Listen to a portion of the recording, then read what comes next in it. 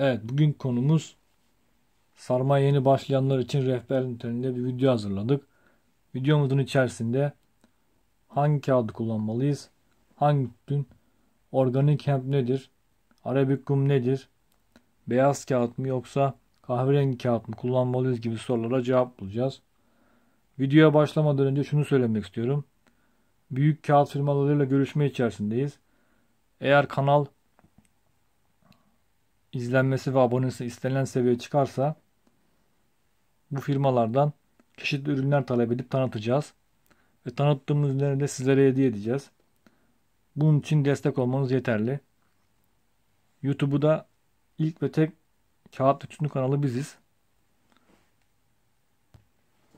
Şimdi konumuza geri dönecek olursak sarma sigara içmeye karar verdiniz veya tütün. İlk olarak hangi tütünü seçmeliyim? Kıyılmış kuru tütün mü yoksa yaş tütün mü? Bu tamamen damak tadına kalmış. Deneyerek bunu anlayabilirsiniz. Sonrasında hangi kağıt kullanmalıyım? Kağıt markaları var mesela. OCB, RAW, Gringo, Wise Paper, Smoking, Gize, Arap kağıt gibi kağıtlar var. Bunlar sizin tercihinize bağlı. Hangi kağıt size uygunsa onu almalısınız. Bir de kağıtların boyutları var. 1/4 kağıt var. King size var. Slim kağıt var. King size slim var. Zıvanalı kağıt var. Cone yani hazır doldurmak için kağıt var. Metal roll var. Uzayan kağıt, şerit kağıt var. Bunları tek tek açıklayacağım. Oradan hangisi size uyarsa ona göre seçiminizi yaparsınız. Öncelikle 1/4 kağıtla başlıyoruz. Bu şekilde böyle bir kağıdımız var. OCB'nin 1/4 yani en ufak kağıdı. Bunun zıvanalı versiyonu da var. Şöyle bir kağıdımız. Yakından göstereyim. Küçük bir kağıt. Sonra king size kağıtlar var. King size kağıt adından da ulaşıldığı gibi king size geniş ve kısa kağıt yani büyük bir kağıt. Şöyle de gösterdiğiniz gibi. Ben de şu anda elimde de olan bir kağıt var. King size gördüğünüz gibi. Şöyle king size. Şöyle gördüğünüz gibi. Beyaz kağıt. Kahverengi kağıt da var. Yani virgin paper da var. Geniş ve kısa bir kağıttır. Diğer kağıdımız ise slim size. Göründüğü gibi. Bu şekilde. Slim size kağıt ise ince, uzun. Geniş değil. Diğer bir kağıdımız ise zıvanalı. Yani şöyle içinde zıvanalısı oluyor burada. King size veya slim size fark etmez. Ya da 1/4 fark etmez. Kon kağıt var. Şu şekilde. Hazır doldurulmuş. Hazır yani. Filtreli. Bu şekilde tüp kağıtları var. Kon deniyor buna. Bunun artık 20'si var, 5'lisi var, 10'lusu var. Şöyle box şeklinde var. Sonrasında roll kağıtlar var. 3 metre roll. Bu şekilde roll kağıtlar var. Uzayan kağıt. Şöyle göründüğü gibi.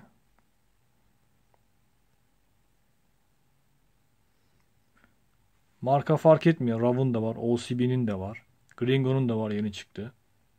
Son kağıdımız ise beyaz kağıt. Herkesin bildiği. Yapışkansız.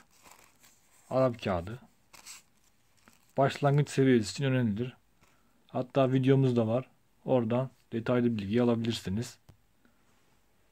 Bunları öğrendikten sonra hangi kağıdın seçeceğinizi karar vereceksiniz. Sonrasında beyaz mı, kahverengi mi, virgin mi, organik mi, bambu kağıt mı, türleri var.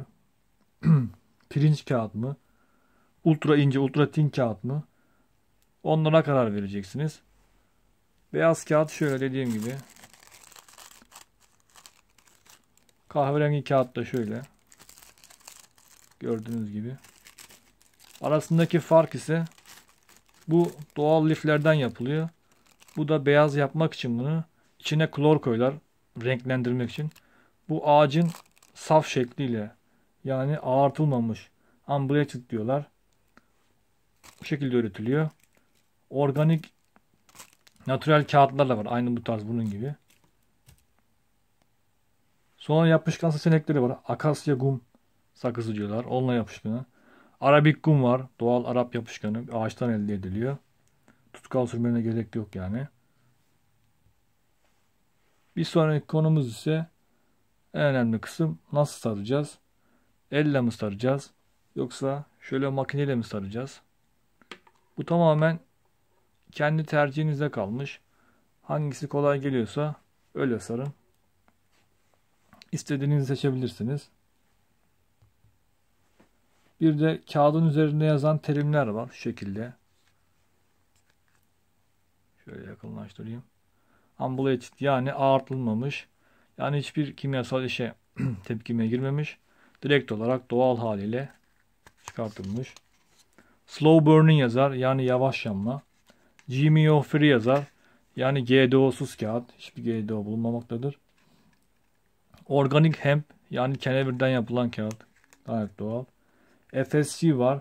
Forest Stewardship Council. Şurada yazıyor. Şu şekilde. İçeride yazıyor. Şu yazı. Yani Orman Yönetimi Konseyi'nin onaylı. Bu da üretilen ürünün geri dönüşüm ve sürdürülebilir olarak üretildiğini, yani kurallara uygun olduğunu üretildiğini denetleyen bir kurumdur.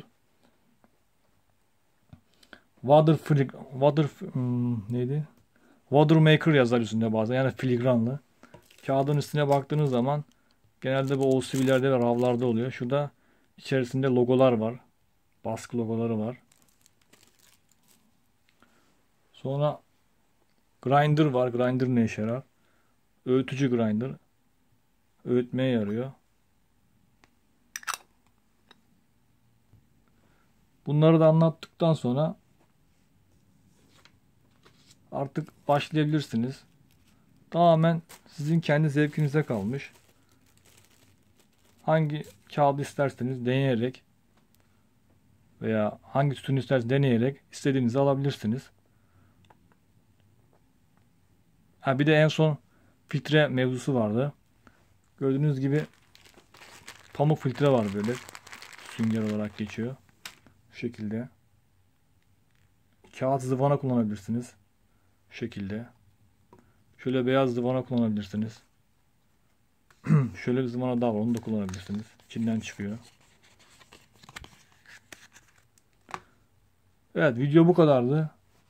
Sormak istediğiniz sorularınız varsa Instagram hesabımız açılmıştır. Oradan sorabilirsiniz. Yorumlara sorabilirsiniz. Tekrar dediğim gibi, eğer kanala destek verirseniz çok daha iyi, çok daha kaliteli içerikler gelecek. Daha çok ürün tanıtacağız. Son olarak bir şey daha göstereceğim. Şöyle tütün kabımız var. Tütün koymak için. Bundan da alıp kullanabilirsiniz. Video bu kadardı. Takipte kalın. İyi günler dileriz.